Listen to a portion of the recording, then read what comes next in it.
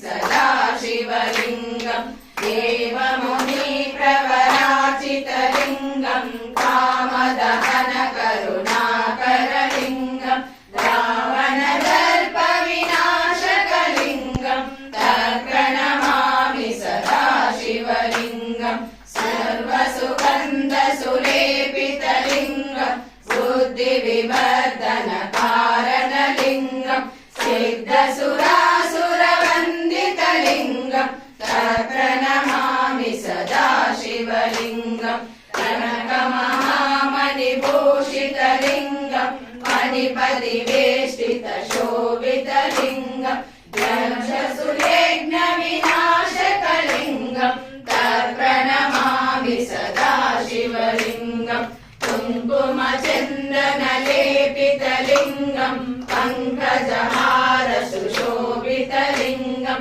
सञ्चितपापविनाशकलिङ्गं तत्प्रणमामि सदा शिवलिङ्गं देवगणाचितसेवितलिङ्गं भावैर्भक्तिभिरेव च लिङ्गं दिनकरकोटिप्रभाकरलिङ्गं तत्प्रणमामि सदा शिवलिङ्गं